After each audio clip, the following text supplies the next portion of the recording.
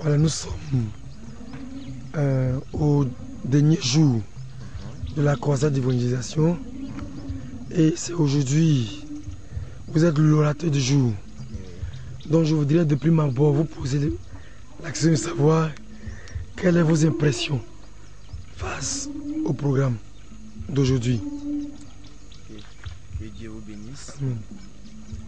Effectivement, nous sommes venus dans la localité dans le but d'apporter une évangélisation type du Seigneur. Effectivement, l'évangélisation a été apportée.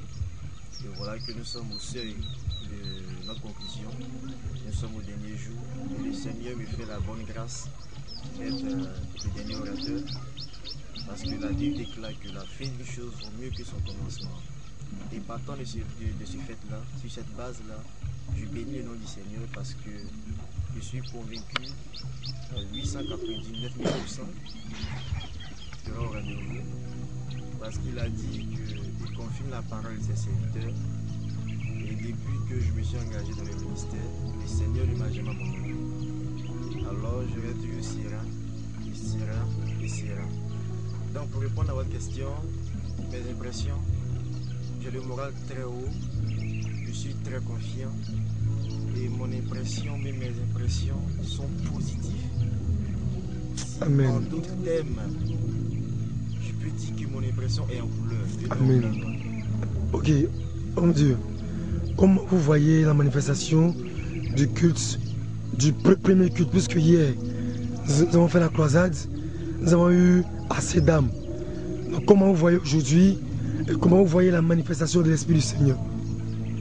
Amen. Vous savez, je suis beaucoup touché de savoir que hier, pour une première évangélisation, dans une localité pétrie de tombes de sorciers, ou bien du moins là où la société bat son plein, une évangélisation qui s'est faite sous une pluie très battante qui a failli même bouleverser le programme.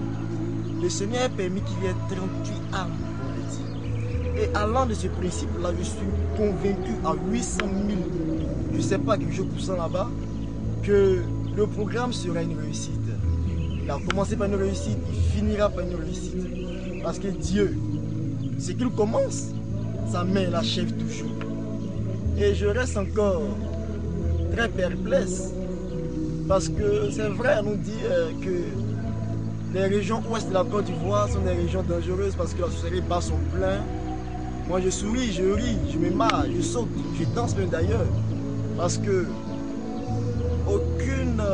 aucune entité mystique, diabolique, appartenant au diable bien sûr, ne peut se placer dans le coin du serviteur. Amen, amen. Le petit doigt. Amen. Parce que moi, il y a Jésus-Christ de Nazareth. Amen. Le ressuscité d'entre les morts. Celui-là même qui est entré dans les entrailles de la terre.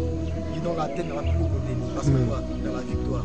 Cette victoire-là, elle est avec lui et elle est ici à ce que Amen. nous nous basons cette victoire-là pour proclamer l'évangile.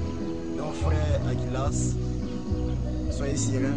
Parce que Dieu aura vu. Ok, homme Dieu, je vous remercie. Mais je vais vous poser rapidement une dernière question.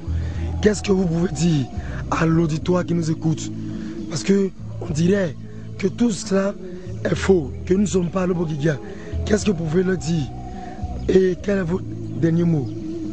Ok, d'abord ce que je peux vous dire, à l'auditoire, c'est que nous sommes effectivement bien à l'Obogiga, dans la région du Haut-Sassandra, à des centaines de kilomètres d'Abidjan. On peut constater le paysage, ça ressemble pas aux rues de Yopougon, de Gradeux, ni même de Londres.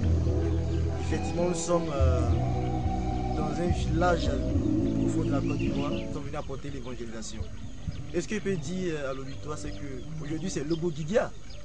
Demain, ça sera la Tchétchénie, je le répète. Amen. Ça sera l'Afghanistan. Amen. Ça sera le Pakistan. Amen. Ça sera la Bangladesh. Amen. Ça sera entre toutes ces nations aujourd'hui en guerre ébranlée. Pourquoi pas même la Palestine? Amen. Ça sera même la Palestine. Conquérir la Palestine pour le Seigneur. Aujourd'hui, c'est à l'Obogiga. C'est vrai, l'évangélisation. Aujourd'hui, nous sommes là, mais demain, nous irons ailleurs. Moi, je ne vise pas Londres. Londres, si à Londres, tu n'es pas converti, tu n'es pas chrétien, parce que tu ne le veux pas. Parce que les médias, ils ont tous les médias. Et s'ils ne sont pas convertis, ils ne veulent pas te laisser, c'est le problème. Mais là où l'évangile a du mal à arriver, Là où certaines religions appelées soit l'islam, le bouddhisme, les bêtises de ce genre-là, valaient plein. Là où ils égalent le peuple de Dieu, c'est là où moi je vais bâtir. Amen. À Londres, à Paris, à Bruxelles, à New York, là-bas, il y a des serviteurs de Dieu qui font déjà le travail. Mais là où l'évangile a du mal à arriver, je suis prêt à y aller. Et ici, à Lobodidia, l'évangile, c'est vrai qu'il y a des églises, mais l'évangile n'est pas propagé comme il se doit. Parce que la sorcellerie mine son plein. Aujourd'hui, même dans les églises, il y a des sorciers qui dirigent les églises. Donc il faut des personnes de carrure véritables, émanant du Seigneur, pour apporter cet évangile-là, pour apporter la lumière à l'évangile. Et c'est dans cette optique-là que la révélation, le mouvement international d'évangélisation, la révélation dont je suis le vice-président, s'est chargé, c'est donner cette vision-là, d'aller dans les villages, dans les hameaux, dans les campements, dans les lieux les plus reculés de toutes les nations pour proclamer l'évangile. Effectivement, sur Lobodidia, vous pouvez remarquer le paysage, vous pouvez remarquer les maisons en terre battue. Donc vraiment que personne ne s'effraie à ce point-là. Nous sommes là. Mais je vais aller encore dans le plus reculé qu'ici encore. Donc mon mot de fin, c'est que Dieu bénisse tous ceux qui écoutent, tous ceux qui le regardent, tous ceux qui le voient, ceux qui croient en prophète Jérémie, tous ceux qui croient au Seigneur. Et je prie que la grâce du Seigneur, la manne du Dieu vivant, comme chacun de nous. Amen. Et que ceux-là même qui ont un ministère quelconque reçoivent aussi ce feu-là de l'évangélisation. Je suis prophète.